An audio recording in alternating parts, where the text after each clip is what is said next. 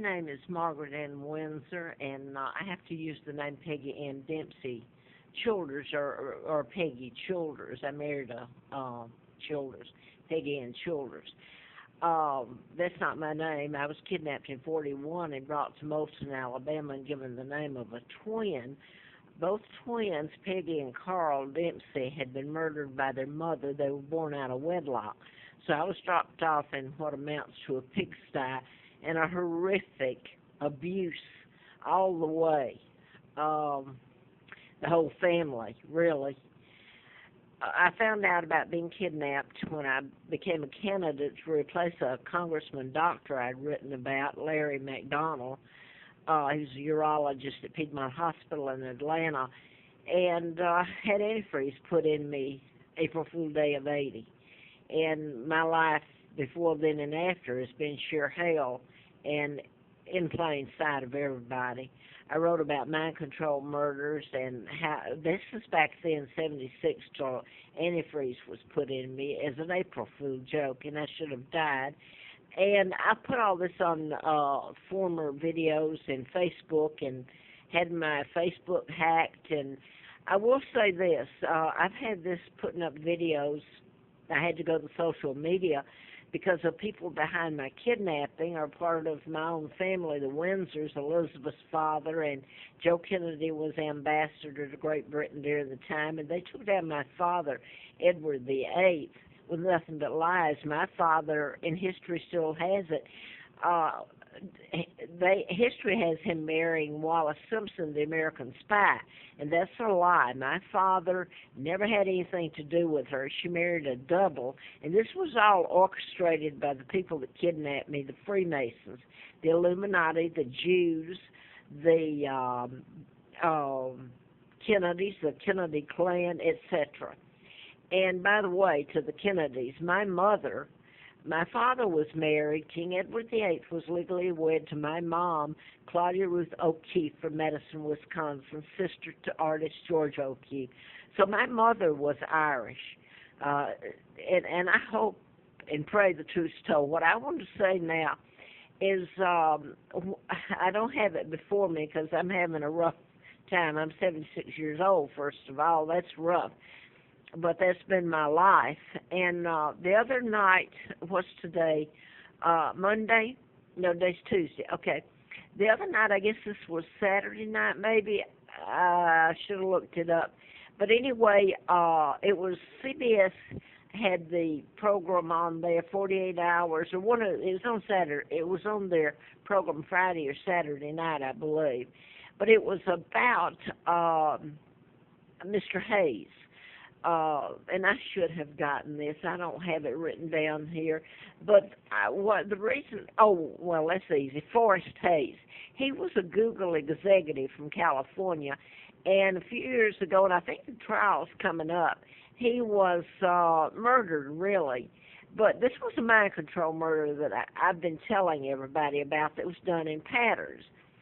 So 48 Hours had that on, and lo and behold, the next morning, I wake up in my Google account, my whole thing was gone. My video, my whole system, telephone, all of it, the ability to do anything was shut down. And I thought I was not going to get it back. I did get it back today, and hopefully I felt like my only what am I trying to say? My one friend, because that's all I have is the law doesn't work for me. The law is involved in this whole mess. But what I wanted to end up saying is the girl that is charged with his murder or contributing to it, I don't want to get this wrong. I wrote it down, and then I've been through a lot the last few days just trying to get my phone and computer turned back on. But anyway, she's from Atlanta, and it's not just a few things that connects all this, the patterns, not just the Forrest, not just his last name Hayes, but the fact there's a lot of other factors in all this, but the fact that it went down the Google, my phone is Google. Maybe I shouldn't put that up here. But it went down and it just came back today. I finally worked and got it back and thought I'd lost everything on it. Turns out I hadn't. But the timing of it going down, I wouldn't have needed that because I just hadn't heard of the murders. There's a lot of other factors in it. Plus, the man this girl that's charged with his murder, the Google executive's murder, it's overdose of drugs, I believe, and plus she just left him to die. But it was mind control. But the man she was living with in Atlanta died, I believe, a drug overdose, but it's the name on the birth certificate, and I'll go ahead and say it, Dr. Sullivan. It's the name. I've told everybody it's how it's synced.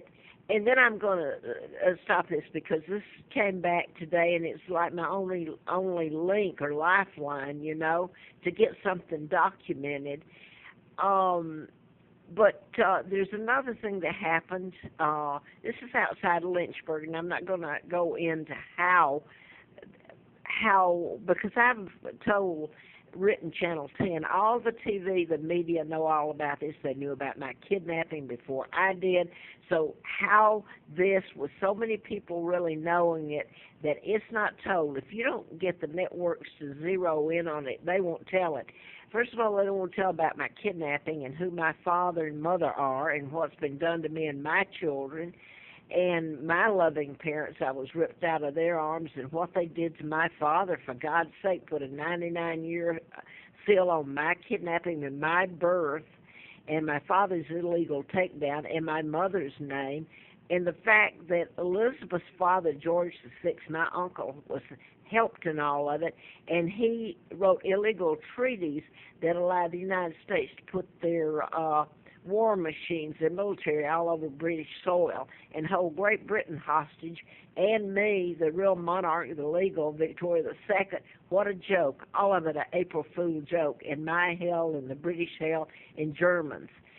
Now then, I wanted to add this one, and God knows I hope everybody doesn't, I'm the one that's getting the hell beat out of me, and I don't even know where my sons are that are heirs after me. I did want to mention this, though, because it's done in the pattern, so let me remind you.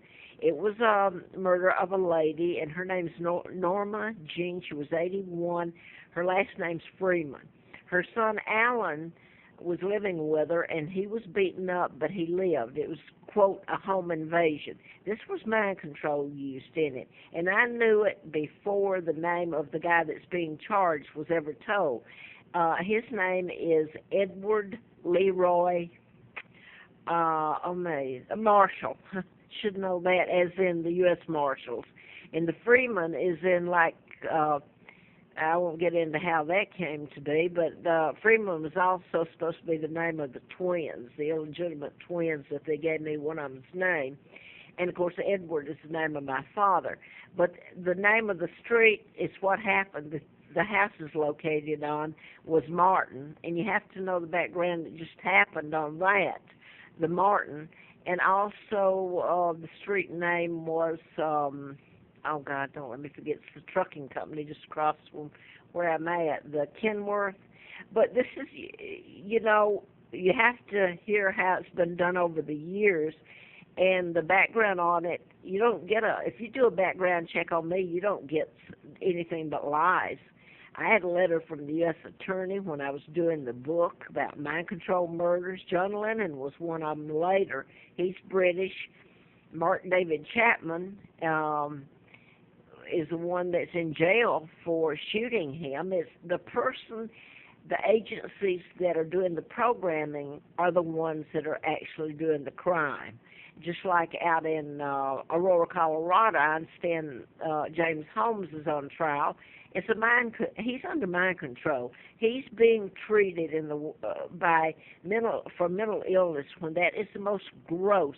It's terrorism. It's torture to treat someone for a non-existent illness and then charge him with murder. And I have to wonder about all these psychiatrists out here that have not even approached the subject. And some of them have clout enough on TV that they all they'd have to say is one word about it and address the truth about it.